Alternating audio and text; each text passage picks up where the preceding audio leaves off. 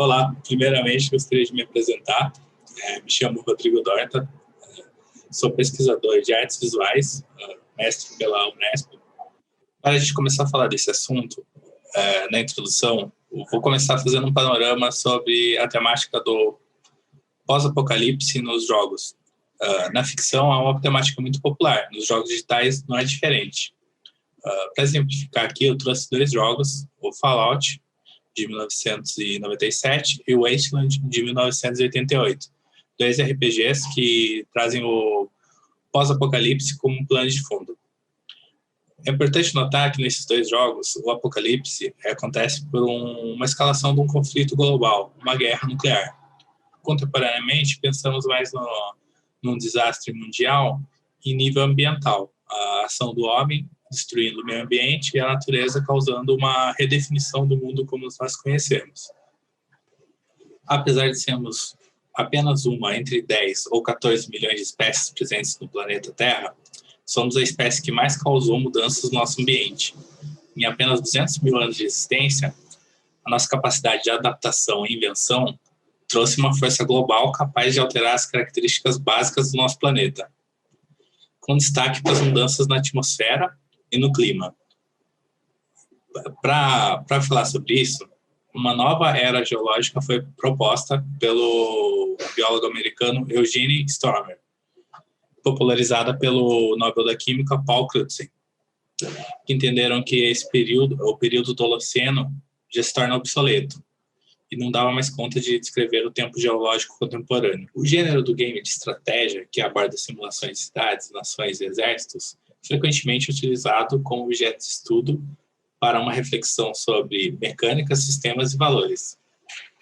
O teórico Alexander Galloway utiliza como referência Civilization 3, de 2001, e Colonization, de 94, para discutir alegorias do controle informático na contemporaneidade e também sobre a natureza algorítmica da linguagem dos jogos. O teórico Paolo Pedersini acredita o SimCity, de 89, como um dos games criadores do gênero e também um game muito interessante para ser estudado. Uma citação, ele fala: SimCity só não é o game que estabeleceu o gênero, como também é uma lição objetiva recorrente em assuntos como ideologia e entretenimento eletrônico, urbanismo neoliberal, reducionismo e simulações e ambiguidade de textos alternativos. SimCity, suas omissões graves, escolhas irresponsáveis de design e seu realismo capitalista escancarado é uma fonte sem fim de inspiração. Eu poderia passar o resto da minha vida desenvolvendo games semifuncionais que tentem consertar o estrago causado pela Maxis EA. Maxis é a desenvolvedora do jogo. Isso se dá porque, no caso do SimCity, ele tem uma simulação simplificada, mas ela é supostamente realista. Cria um relacionamento complexo entre o jogador e o sistema, e trazendo uma infinidade de leituras dos jogadores. A designer de games, professora Anna Antropy, comenta que os games têm um potencial muito grande para examinar relacionamentos, seja ele relacionamentos entre pessoas ou entre uma pessoa e um sistema, por exemplo. Quanto mais é complexo um sistema, maior é seu leque de interpretações. Pensando no caso dos jogos de estratégia, existem diversos subgêneros, como, por exemplo, os RTS, né, os jogos de estratégia em tempo real, como Age of Empires, Warcraft, os City Builders, como é o caso do SimCity, em que o foco é construir uma cidade ou uma vila, os 4X, que são os jogos de estratégia em plano maior, em que você toma decisões de maior escala, e os God Games, como Black and White. Pensando numa análise das mecânicas e sistemas através da heurística de valores do Values at Play, de Mary Flanagan e Helen Nisselbaum, podemos analisar alguns jogos de estratégia, como, por exemplo, Age of Empires 2. No jogo, o objetivo é você construir, manter e evoluir uma nação e conquistar uma nação inimiga através de guerra. Mas, para isso, você precisa de recursos. No jogo Age of Empires 2, a gente pode observar que não há uma modelagem do sistema sobre o impacto que isso pode causar ao meio ambiente. Por exemplo, quando você constrói unidades marítimas, desenvolve um sistema de pesca, não há nenhum impacto de a longo prazo.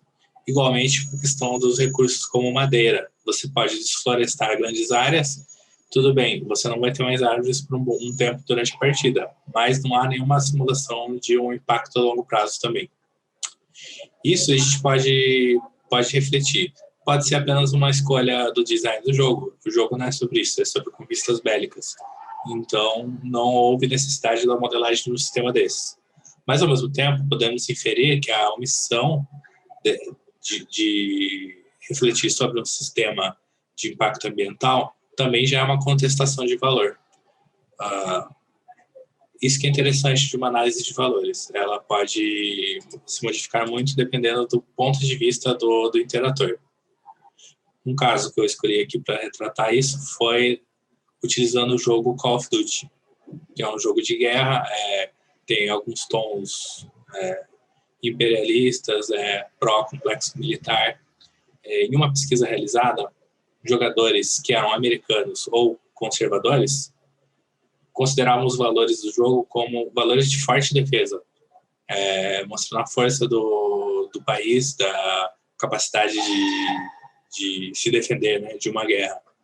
Por outro lado, pessoas entrevistadas que não eram americanos ou se consideravam mais liberais já leram significados diferentes nas mecânicas do jogo. Essa questão do não existir uma modelagem do ambiente é comum em jogos de RTS voltados à guerra, como Warcraft, Age of Empires, StarCraft. Agora, jogos de simulação de cidades costumam ter uma certa modelagem ambiental, mas existem algumas escolhas. Numa entrevista com o diretor criativo de SimCity de 2014, o economista Ed Conway pergunta sobre as ambições da simulação do jogo. O diretor criativo comenta: você pode ser um prefeito muito bem-sucedido, ganhar muito dinheiro e ter uma população de alta qualidade com uma cidade industrial cheia de fumaça de poluição. Você não precisa ter a cidade mais limpa do mundo, apesar que os salários e impostos devem ser atrativos o suficiente para compensar a sujeira da poluição. Então, isso retorna lá no que o Paulo Pedicini estava falando, né? São valores neoliberais que estão no cerne da simulação. Podemos, então, afirmar que os designers de SimCity colocaram à frente, talvez, uma questão de design de jogo e para dar liberdade ao jogador acima de uma questão ambiental. Então, isso nos leva a pensar, o que seria um jogo de estratégia pensado primeiramente nas questões ambientais? Um exemplo pode ser o jogo Lixênia, do Paolo Padecini. Como ele comentou, é um jogo que é uma resposta ao SimCity, ao City Builders. Ele busca subverter alguns valores presentes nesses jogos.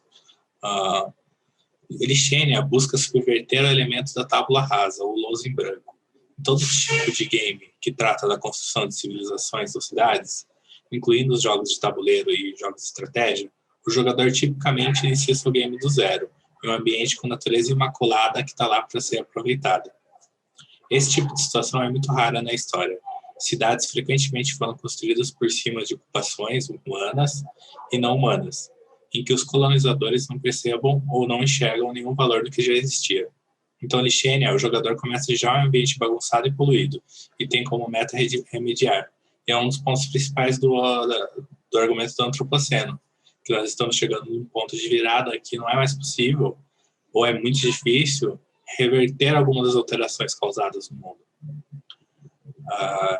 Então, essa narrativa de Lixênia é também um pouco mais abstrata, ela não é tão clara e redondinha como no SimCity. A interface é abstrata, você não sabe muito bem qual que é a sua ação e efeito no mundo de jogo. Muitas vezes, as ações dos humanos na natureza não têm resposta clara. É preciso esperar um pouco tempo, ou às vezes muito tempo, para você ter uma resposta se aquela ação foi positiva ou negativa. E o Lixênia busca explorar essa questão. Aqui eu apresentei, então, um recorte um pouco dessa investigação, essa indagação, e eu acho que dá para ser feito também com muitos outros gêneros de jogos, muitos outros estilos de interação com o mundo, né? Esse foi apenas um gênero que eu escolhi, os jogos de simulação. E eu acho legal mostrar um contraponto também do Lixênia, porque não é só uma missão de mecânicas ou mecânicas não modeladas que trazem valor, mas também você pode fazer um jogo bem expressivo utilizando essa mesma linguagem dos jogos que você critica. Muito obrigado a todos pela oportunidade. Até mais.